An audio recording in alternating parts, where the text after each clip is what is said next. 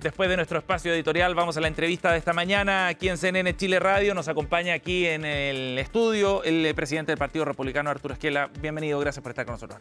Muchas gracias por la invitación, Sebastián, un gusto estar aquí. Gracias por acompañarnos aquí en CNN Chile Radio.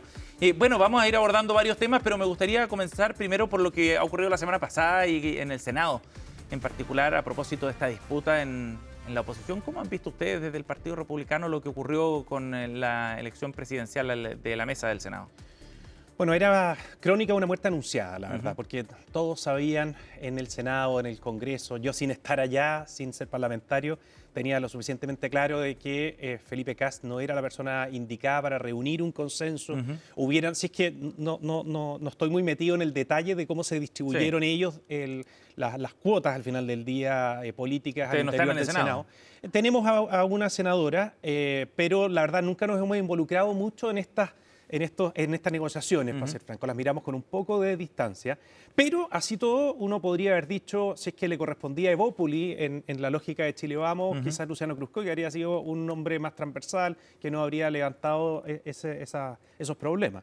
En lo inmediato, al final, lo que queda es que tienen una dificultad importante ponerse de acuerdo. Es que por eso se lo preguntaba, porque si bien ustedes no estuvieron involucrados directamente en la negociación, de todas maneras, la señal que se dio es que les costaba a Chile Vamos ponerse de acuerdo, ordenarse detrás de un nombre, y eso ha sido interpretado como una señal de debilidad de Evelyn Matei respecto a su capacidad de cuadrar a sus filas, por ejemplo, y cuando Evelyn Matei enarbola precisamente la idea de la gobernabilidad como uno de sus valores más fuertes. Bueno, eso sin ninguna duda, y esta no es la primera oportunidad en donde vemos ese efecto. O sea, acá no hay una persona que ordene a los partidos de Chile Vamos en términos generales, cada cual hace lo que quiere. Vieras las votaciones, quizás las más populares, las más públicas por el debate que se genera, uno le quedan en la retina y ve, por ejemplo, la misma reforma de pensiones, que nosotros éramos muy contrarios, pero supuestamente ellos eran partidarios y se les desmarcaron muchísimas personas. En la época de los retiros, como en el fondo se les desmarcaban los parlamentarios. En fin, hay una cantidad de casos en donde uno echa de menos a alguien que los ordene, que es enorme. El año pasado, cuando nos tocaba conversar a propósito de las alcaldías, que era una elección en donde había que tener algún grado de coordinación porque no tenían segunda vuelta. Al final tú conversabas con Renovación Nacional, llegabas a un acuerdo y la UDI en el fondo levantaba un candidato. Hacías lo mismo en otro lugar con la UDI y Renovación te paraba un candidato en otro lado. Al final del día, curiosamente, con quien más se llevaban a ordenar las conversaciones era con Evópoli, vueltas de la vida, pero a lo que voy es que les falta alguien que coordine. Y esa persona evidentemente hoy día, quizás de adrede, ha tomado distancia la candidata presidencial, quizás es una estrategia en el fondo para no meterse en problemas con sus parlamentarios. ¿Fue una señal de debilidad entonces de Evelyn Matei lo que ocurrió la semana pasada? O sea, yo los llamaría, digamos, a repensar el levantar el atributo de la gobernabilidad, porque si es que en el fondo no demostraron gobernabilidad en la época del estallido, en donde era exactamente lo contrario, o sea, no había, digamos, institucionalidad que quedara parada frente a los escándalos que se estaban viviendo de delincuencia en la calle, y el gobierno era precisamente el que ellos quieren replicar en una tercera versión. Hoy día, cuando uno ve cosas, por cierto, menores, como lo que ocurrió la semana pasada, menores comparado con el estallido, la verdad es que sigue la misma tónica. Acá es un grupo de personas que en su mayoría están muy cargados del ánimo de poder, no sé, ejercer algún grado de poder, pero no tienen una coordinación en conjunto. Bueno, eso le iba a preguntar, si usted lo interpreta solo como un gallito político entre dos liderazgos, Sandón y Kast, o como un problema más profundo, digamos, de Chile Vamos.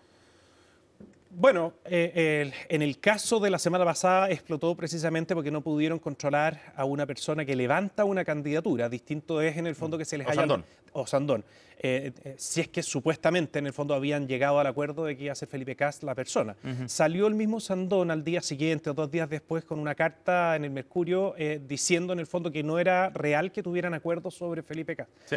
La verdad, para ser franco, encuentro bien pequeño el debate que están teniendo. Encuentro una vergüenza en todo caso la respuesta que ha tenido Felipe Kast culpando a los que son de afuera de su conglomerado político. De hecho, nos culpaba a nosotros porque la senadora Aravena votó por las dos alternativas eran de derecha y votó por el que más confianza le da. No tenía ningún compromiso de votar por Felipe Kast. Y para cualquier persona, insisto, que conociera un poco cómo se mueven las cosas en el Congreso, habría dicho en materias valóricas, por ejemplo, el senador Sandón es más cercano a nosotros. Felipe Kast quizás representa una una derecha económica, una lógica un poco más empresarial que les preocupa mucho en Chile Vamos y quizás por eso en el fondo estaban tan sensibles con que hubiera perdido. Pero en definitiva lo que hicimos nosotros es votar entre dos personas de derecha. La senadora Aravena votó por Osandón y no votó por Lagos Weber para vicepresidente. ¿Lo conversaron en todo caso con ella, su voto? Ella desde el principio sabía que tenía la libertad de optar por quien quisiera. Es ella la senadora, que nosotros no teníamos ningún acuerdo con Chile Vamos de ningún tipo en estas cosas. Y nada, respaldamos 100% lo que hizo. Arturo, y el hecho de que haya triunfado Sandón, ¿es un triunfo también para la izquierda? ¿Así lo interpreta usted? Porque él dice, bueno, de todas maneras la presidencia quedó en manos de Chile Vamos. Eso, no le veo mayor problema a él. Yo vi esa respuesta precisamente de Felipe Kast y de los jefes de bancada del Senado por parte de la centro-derecha. La verdad no se entiende mucho porque de cara, digamos, a la ciudadanía al final se ve a un presidente del Senado que también es de derecha. Entonces, no sé si es que estaban tratando como de enrostrarle que por culpa, digamos, de su candidatura media unipersonal se terminó generando esta situación, pero la verdad es que de ahí a que esté la izquierda tomando las decisiones en la cabeza del Senado, no es así porque hay un senador de derecha, así que no viene el caso. Arturo, hablemos de otros temas, de la carrera presidencial en particular y de lo que está ocurriendo en materia parlamentaria también. Entiendo que ustedes están negociando con el Partido Nacional Libertario, ¿no? En materia parlamentaria, por lo menos. Así es, estamos en conversaciones con el Partido Libertario, con el Partido Social Cristiano, con ¿También? ambos, sí, al mismo tiempo. De hecho, tenemos una mesa ya en conjunto en donde representantes de los tres partidos están avanzando, se ve bastante bien desde el punto de vista de que existe una muy buena disposición. Existe claridad de qué es lo que se debiera hacer el día de mañana en el Congreso Nacional. Eso es muy relevante, porque uno podría decir, mira, esto es más bien instrumental por un tema electoral. Claro, distribuir cupos. Pero cuando tú empiezas, en vista, digamos, de que se elige por pactos, en fin, pero cuando tú proyectas, tú dices, mira, tenemos bastantes coincidencias en ciertas materias, particularmente en la urgencia que requieren algunas políticas más de shock, como hemos llamado nosotros en materia de seguridad pública. Independiente de quien gobierne, nosotros esperamos que sea José Antonio Kast, y si es así, va a entrar una batería de proyectos que van a ser bastante disruptivos desde el punto de vista de lo que estábamos acostumbrados en materia de seguridad pública. ¿Puede darnos ejemplos, por ejemplo? Sí, por supuesto. Nosotros creemos de que la lógica de la proporcionalidad en el ejercicio de la fuerza es un error, tal cual como se está entendiendo hoy día. Las normas tienen que reflejar un eximente de responsabilidad claro, no como hoy día se enerva, digamos, por el lado, por parte, digamos, de los tribunales de justicia a la hora de tener dentro de un procedimiento a las policías. Creemos que esa proporcionalidad tiene que estar dada en función del fin, que es proteger a la población, y eso te habilita para ejercer la fuerza de una manera bastante más contundente. Nosotros creemos de que se debiera sancionar a las personas por el solo hecho de formar parte de bandas criminales con la máxima pena que teníamos en el catálogo antiguo, es decir, antes que existiera el presidio perpetuo calificado, el presidio mayor en su grado máximo hablaba de 15 a 20 años. Nosotros creemos de que ese catálogo hay que revisarlo y tal como en El Salvador se hizo, por el solo hecho de pertenecer a una banda criminal debieran las personas partir con un piso de 20 años. Entonces eso te cambia la dinámica, digamos, de investigación y de persecución penal. Porque tú, por el hecho de que la persona existe, que forma parte de una organización, tú ya se habilitan todas las herramientas procedimentales, van a haber varias también modificaciones, más herramientas para las policías, hay que hacer cambios también en la manera de ejercer, digamos, la justicia por parte de los tribunales en materia de seguridad cuando se trata de crimen organizado o narcotráfico. En fin, son muchísimas. O sea, a mí me tocó ser la persona responsable de estudiarlas en El Salvador, así como había otros a cargo de la parte de inteligencia, parte de operaciones, operativa. Las modificaciones legislativas las vi muy en detalle y son muchas y se va a necesitar coraje. Y en el contexto chileno, en el contexto de la realidad de seguridad en Chile, pero también del contexto institucional, que es muy distinto al de El Salvador, ¿se pueden dar estas medidas?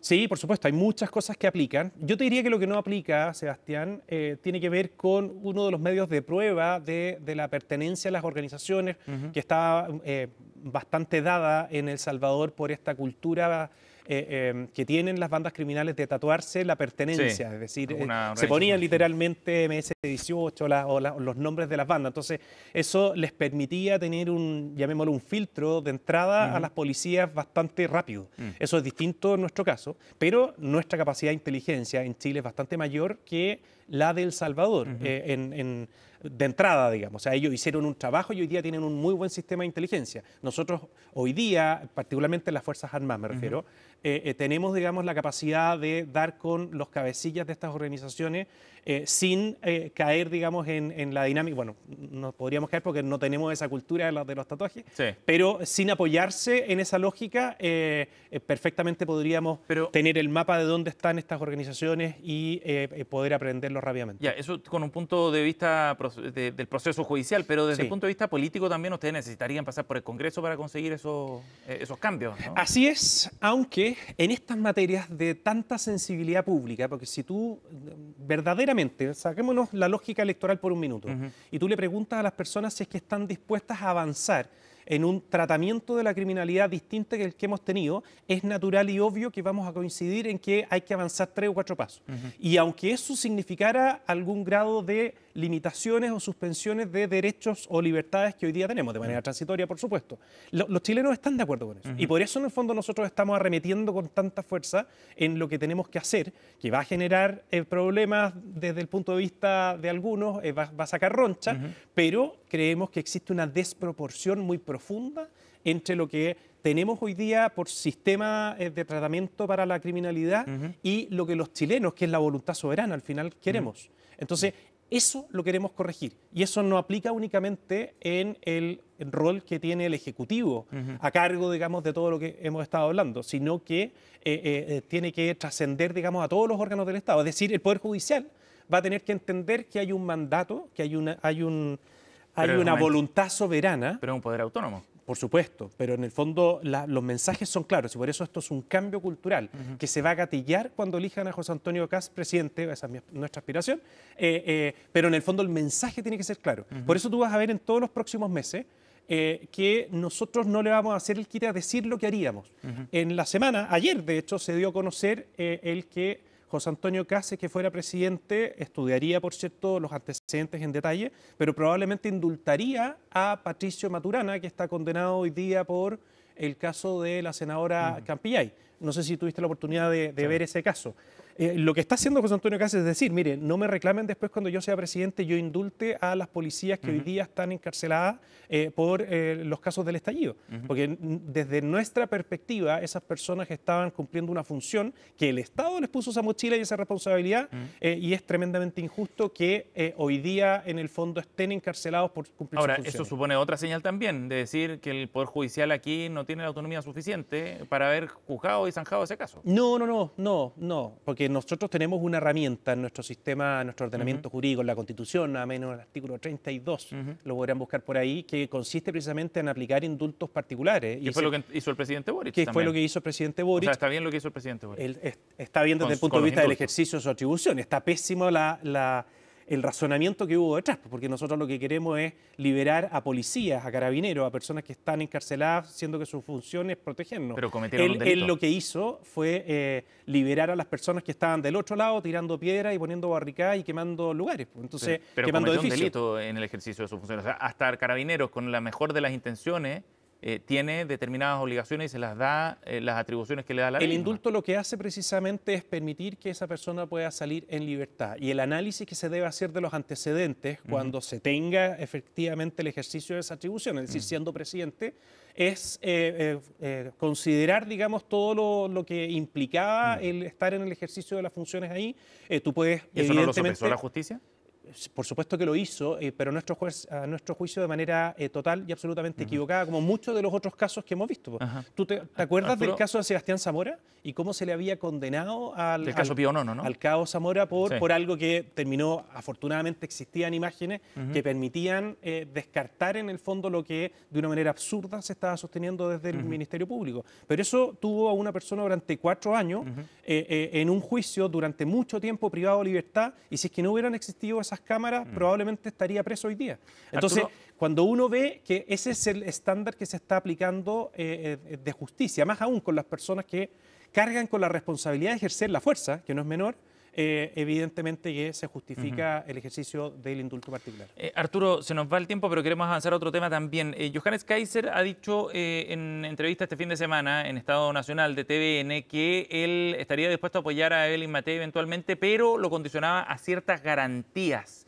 ¿Ustedes también tienen garantías o condicionan el apoyo a quien pase por el sector en la segunda Bueno, vuelta? por supuesto, por supuesto. Lo único que diferencia es que yo no creo que sea bueno el ventilarlo o que sea, digamos, una conversación de garantías por la prensa, en ningún caso.